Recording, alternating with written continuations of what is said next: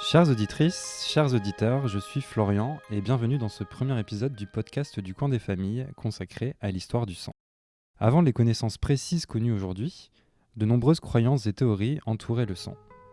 Pour Claude Gallien, qui était avec Hippocrate un des deux grands médecins créateurs de l'Antiquité gréco-romaine, le sang était fabriqué dans le foie à partir d'aliments et de boissons provenant du tube digestif. Il entrait donc dans les veines et était transporté vers toutes les parties du corps. À l'époque de Galien, au IIe siècle de notre ère, la croyance principale était donc que le sang était constamment consommé par les tissus et ensuite reconstitué à chaque repas.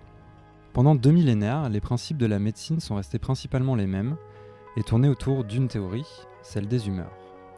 Cette théorie suggère que le corps humain se compose de 4 substances appelées humeurs, et ces humeurs doivent maintenir un équilibre parfait entre elles quand la maladie se prononce, qu'elle soit physique ou mentale, c'est que l'équilibre est rompu. Pendant des millénaires, le corps humain était compris comme un vaisseau pour 4 liquides, la bile noire, la bile jaune, la lymphe et le sang. Chacun correspondait à l'un des 4 éléments classiques, feu, terre, eau et air qui étaient associés au sang, à partir desquels on pensait que tout dans le cosmos était fabriqué. La clé de la santé était l'équilibre idéal entre les 4 humeurs. Si le danger prédominait, il était crucial de procéder à des mictions périodiques, c'est-à-dire le fait d'évacuer tout liquide ou substance présent dans le corps. La plupart du temps, le corps s'en occupait naturellement. La bile noire, la bile jaune et la lymphe étaient expulsées par les excréments, la sueur, les larmes et les écoulements nasaux. Mais mis à part la menstruation, le corps n'avait aucun moyen spontané de se débarrasser de son sang, et c'est là qu'intervient la saignée. La théorie des humeurs était à l'époque liée au caractère d'une personne. Aujourd'hui, nous utilisons encore des expressions liées à cette théorie dans la langue française. Pour rappel, les 4 humeurs sont la bile noire, la bile jaune, la lymphe et le sang. Chacune de ces humeurs était liée à des caractéristiques de tempérament. La lymphe, qui était aussi appelée le flegme, désignait à l'époque et encore aujourd'hui une personne calme et imperturbable. C'est pour cela que, par exemple, on parle encore aujourd'hui de personnes flegmatiques. À l'époque, le tempérament sanguin était lié à un sentiment joyeux, heureux. Aujourd'hui, un tempérament sanguin désigne une personne assez colérique, qui monte vite dans les tours. Enfin, la bile noire désignait un tempérament mélancolique et anxieux, d'où l'expression qui nous est restée, se faire de la bile. En lien avec la théorie des humeurs, puisqu'elle est considérée comme un moyen de rétablir l'équilibre, la saignée est notamment préconisée par Hippocrate et Galien. Difficile, voire impossible de dater avec certitude les débuts de celle-ci. On sait qu'elle était déjà utilisée dans l'Égypte antique, donc bien avant Hippocrate qui a vécu au 5e siècle avant notre ère.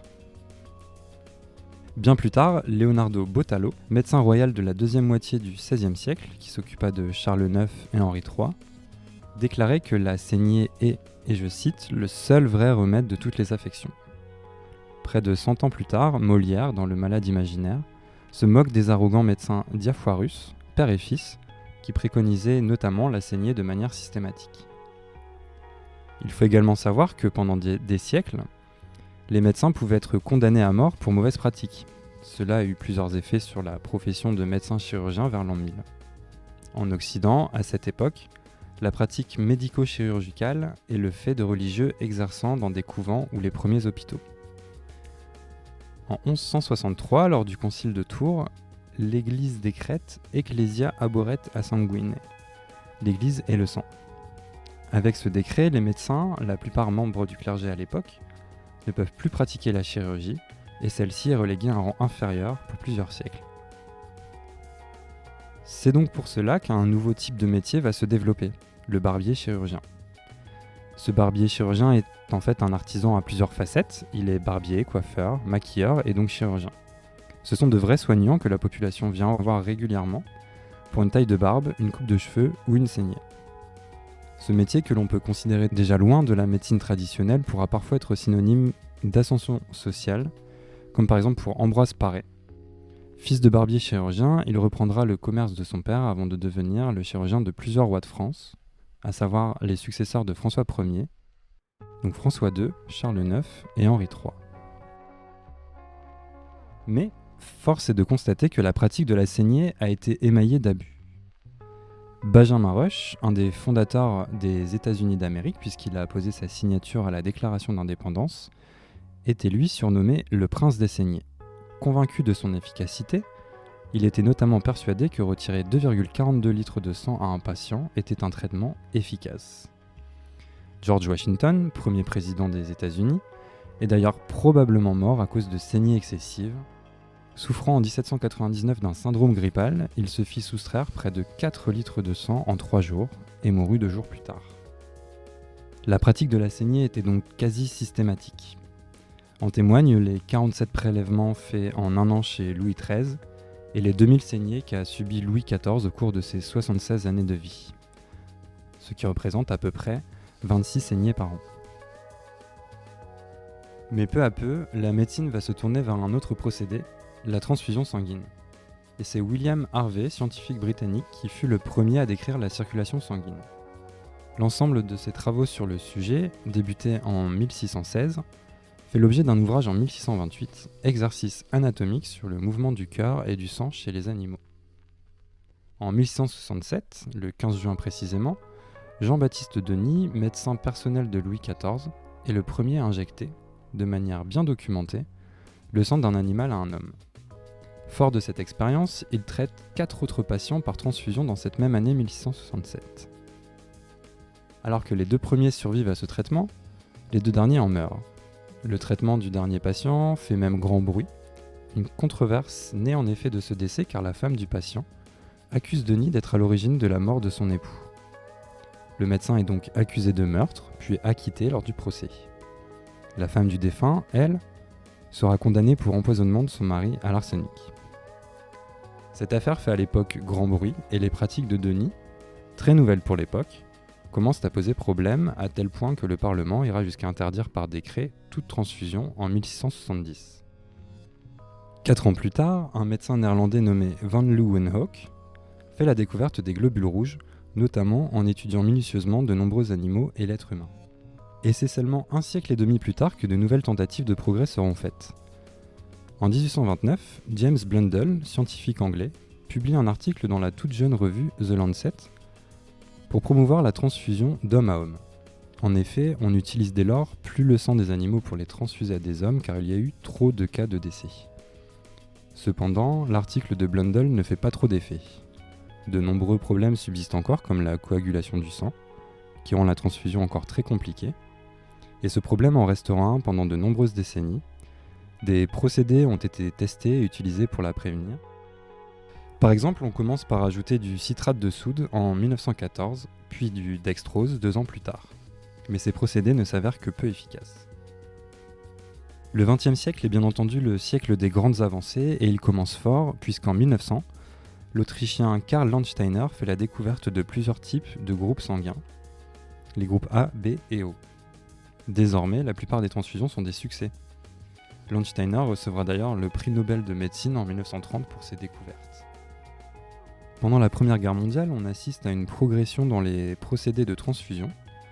On utilise d'abord en grande exclusivité le procédé déjà connu de transfusion bras à bras, mais l'on assiste également au début de la transfusion dite moderne, avec une séparation entre le recueil du sang et la transfusion effective du patient.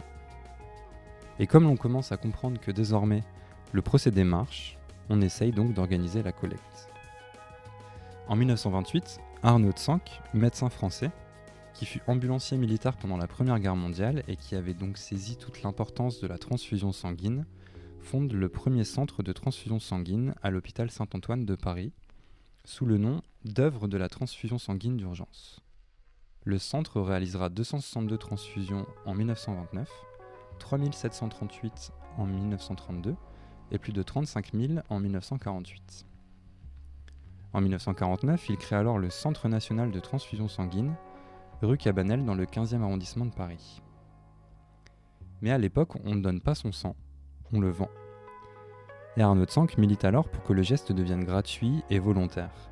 Il fut parmi les inspirateurs de la loi française du 21 juillet 1952, réglementant les principes éthiques du don du sang. Un an plus tard, la Fédération nationale des donneurs de sang bénévoles est créée. Norman Bethune, médecin canadien et engagé côté républicain dans la guerre civile espagnole à la fin des années 30, créa la première banque de sang en Europe le 23 décembre 1936. Il invente le concept de collecte mobile qui se passe à l'arrière d'un camion. Mais d'autres avancées ont également lieu à l'époque. Par exemple, en 1951, Patrick Mollison, un hématologiste britannique, effectue la première transfusion avec du sang congelé puis décongelé. Lors de la Deuxième Guerre mondiale, Mollison s'était déjà illustré avec son collègue Luttit dans le cadre de l'effort de guerre en mettant au point la solution de conservation dite ACD pour acide citrique, citrate et dextrose qui permet de conserver le sang total pendant 21 jours. De nos jours, cette solution ACD est encore très largement utilisée. En 1952, Carl Walter et William Murphy décrivent la première poche à sang en matière plastique. En remplacement des flacons de verre notamment, cette découverte se fait une nouvelle fois lors d'un effort de guerre, à savoir la guerre de Corée. Et cette technologie, révolutionnaire à l'époque, mettra plus de 20 ans à prendre sa place, mais aujourd'hui, difficile d'imaginer une transfusion sans elle. Les décennies qui suivront seront le temps des avancées biologiques et du contrôle des risques liés aux transfusions. Pour conclure, évoquons la création de l'Établissement français du sang, l'EFS, en janvier 2000, opérateur unique de la transfusion sanguine en France sous tutelle du ministère de la Santé. En 2016, l'autosuffisance nationale en produits sanguins a été assurée grâce à la mobilisation de près de 1 600 000 donneurs, dont 270 000 ont donné pour la première fois. Près de 3 millions de dons ont été effectués, ce qui revient à un don moyen de 1,84 par personne. Enfin, notons que les femmes représentent 52% des donneurs, que la moitié des donneurs ont moins de 40 ans et qu'un tiers des nouveaux donneurs ont 18-19 ans. 83 ans après l'invention de la collecte mobile par Norman Bethune, près de 80% des dons sont réalisés via ce procédé. Merci d'avoir écouté ce premier épisode du podcast sur le sang. Le prochain sera animé par Yannick. D'ici là, n'hésitez pas à parler de ce podcast autour de vous et si jamais vous avez des questions, envoyez-nous un message par Facebook ou sur notre site internet. Si vous êtes nombreuses et nombreux à nous écrire, nous pourrons prochainement faire une séance de questions-réponses. Merci de votre écoute et à très bientôt.